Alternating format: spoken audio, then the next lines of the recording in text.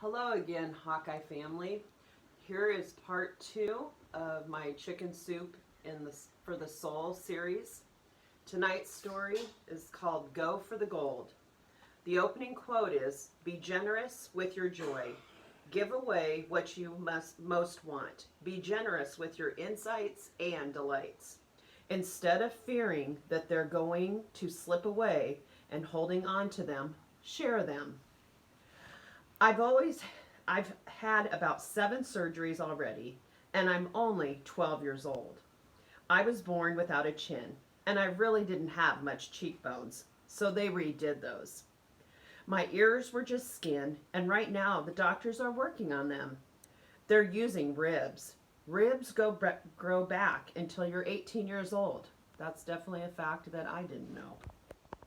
My mom told me what I had. Treacher-Collins syndrome.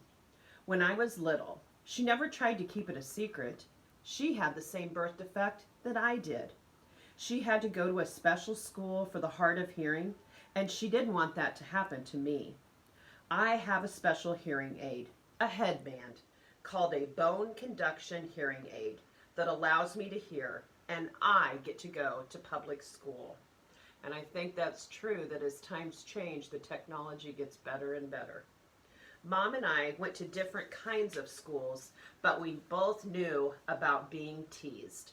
I don't get teased much, but if I do, I stand up for myself. I'll say, "It doesn't matter. You can make fun of me. Tomorrow, it could be you." They usually stop laughing, and some even say they're sorry or they didn't mean it.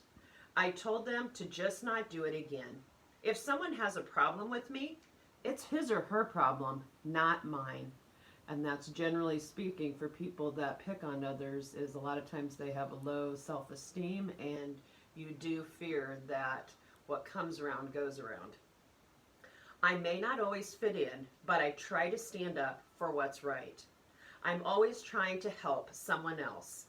I even postponed a surgery in 1995 because of the Oklahoma City bombing.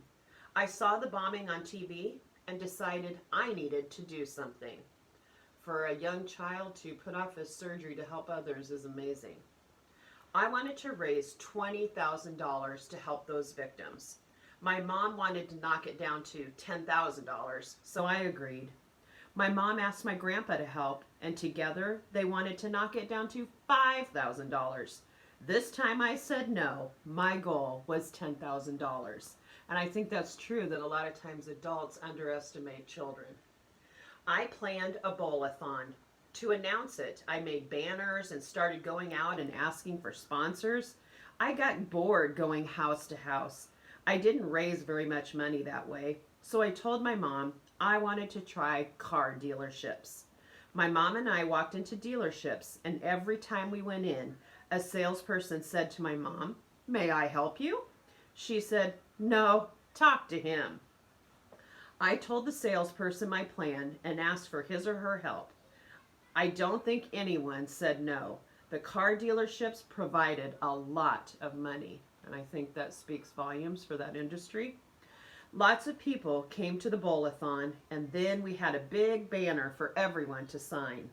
The governor of Colorado, Governor Romer, also signed it.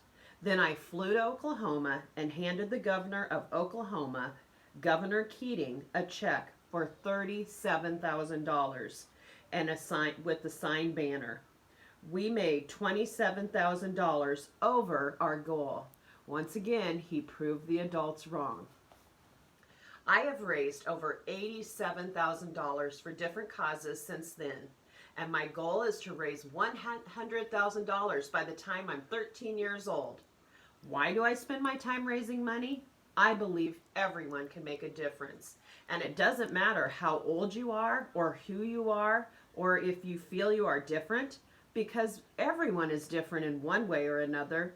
Some differences are on the outside and other people can see them, but some differences are on the inside.